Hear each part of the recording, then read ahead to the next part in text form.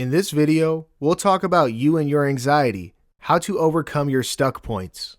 Anxiety can creep up on you in many ways, from physical and behavioral symptoms that are obvious to subtler symptoms that mess with your emotional and cognitive state of being. Yet, each time, it can leave behind a somewhat similar and familiar feeling, the feeling of being a little more lost, battered, and alone. No anxious person has the same set of symptoms, which is why each person's anxiety is unique and therefore their individual journey. That said, most people have some of each type of the symptoms, only in different combinations, which makes understanding how it works more appreciable. This chapter focuses on personality concepts that will help you understand how your anxiety works. The multifaceted you. Now, you cannot understand the average anxious person to understand your anxiety. You don't need to either. You need to understand the many dimensions within which you and your anxiety exist. Once you start identifying these dimensions, which are mostly characterized by triggers and symptoms, you'll be able to work around them and in time, overcome them too. Worksheet 1. What do you see? Here's a quick worksheet for you. Do any of these situations sound familiar to you?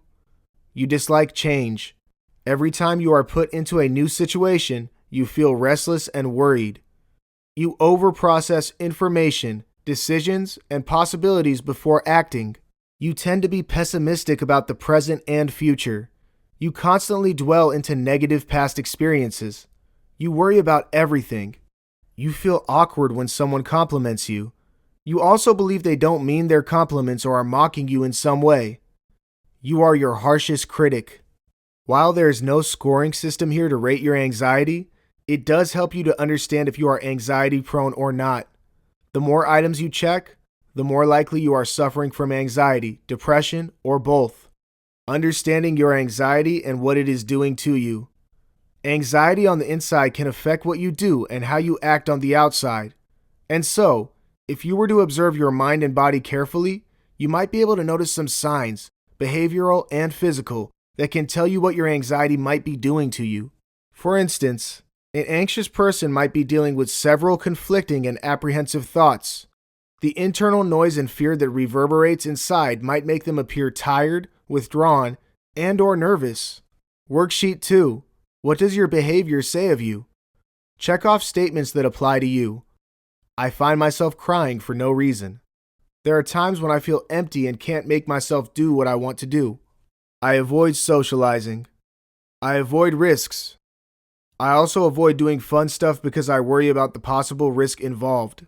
I'm afraid of failure and judgment. I get fidgety. I obsess over the past, worry about the future, and can rarely stay in the present. And about your body? I have no appetite. I'm always hungry. My palms sweat all the time. I can feel nauseous, lightheaded, cold, and shaky when anxious. My heart races when I worry. I feel cold and weak too. I've lost my sex drive.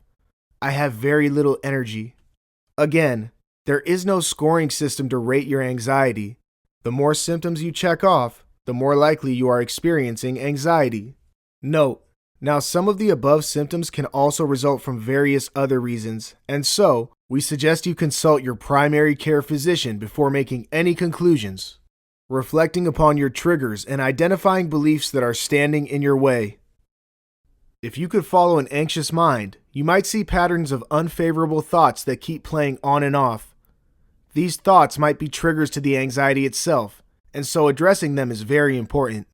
A clinical technique called imagery exposure, used in therapy, can help address the triggers as well as identify their sources.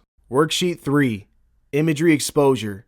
Sit with yourself and truthfully reflect on any unfavorable thoughts that play in your mind, the thoughts that stop you from concentrating and being in the present, the ones that you want to forget but cannot, and the ones that you might have kept buried and might not necessarily like to share with others.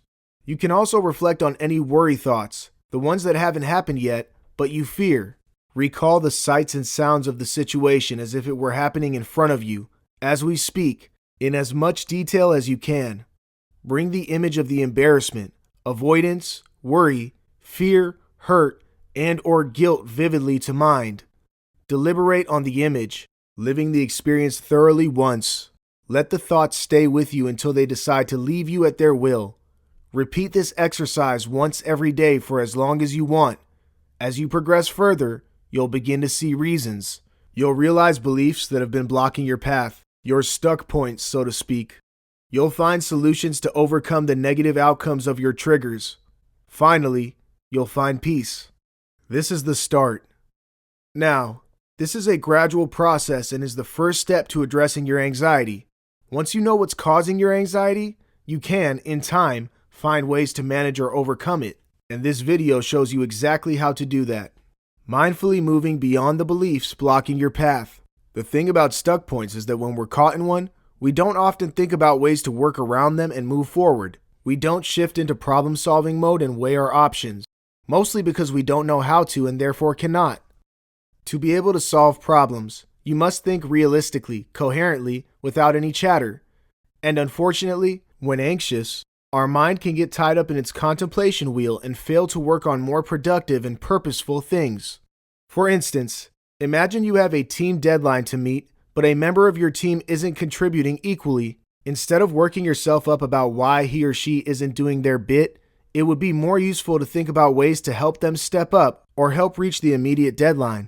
So, you can speak to the member and let them know where they need to step up while suggesting some options to work things out. Give them simpler jobs or a checklist to do every day. Split the work amongst others in the team. Get the job done first and then look at a more permanent way out. Mindfully forcing yourself to look at the possible solutions as opposed to mulling on the problem can help relieve the stress of rumination. Focusing on a constructive solution will shift you to a more positive state of mind, just as achieving the solution will shift you to a state of peace and contentment. Worksheet 4. Recognizing your challenges.